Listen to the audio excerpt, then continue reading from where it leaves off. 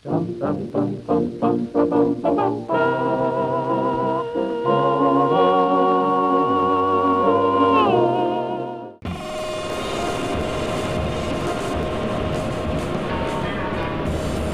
bilis, parang kailan lang. Naaalala niyo ba kung nasan kayo nung nangyari ito?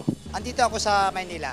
Nasa duty ako eh. Nasa bahay lang po. Hindi ko alam, hindi ko na matandaan. Ito ang pangyayaring yumanig sa mundo. At para sa mga Amerikano, ito'y hinding-hindi dapat malimutan. Mahigit 3,000 ang napatay. Pinaka-makapangyarihang bansa sa buong mundo, nilusob sa mismong kapitolyo ng negosyo at kultura nito. Sa dinami-dami ng digmaan na kinasakutan ng Amerika, hinding-hindi ito nakatikim ng ganitong klaseng karahas na paglapastangan. 10 years after, binago ng ataking ito ang takbo ng kasaysayan. Ito ang naging kaganapan na nagbago na ang kalakaran at ideolohiya ng pakikipagdigma sa mundo. Natapos na nga ang Cold War, ang mga kanluraning bansa laban sa mga komunista noon. Ngayon, ang West versus mga fundamentalistang Muslim. At hindi lang yon, mas hassle na ngayon sumakay ng aeroplano.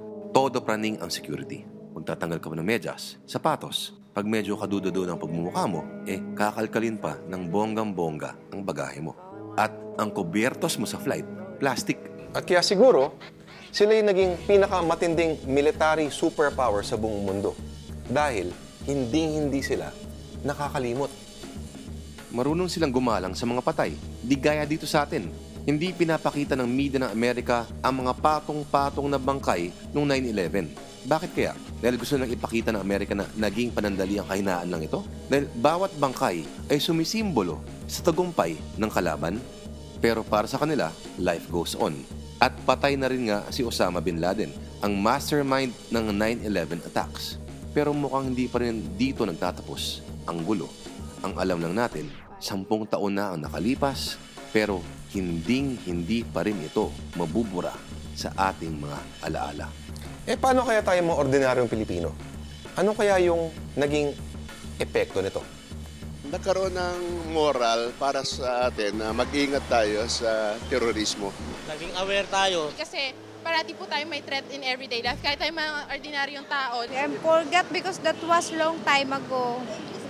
I'm very busy person.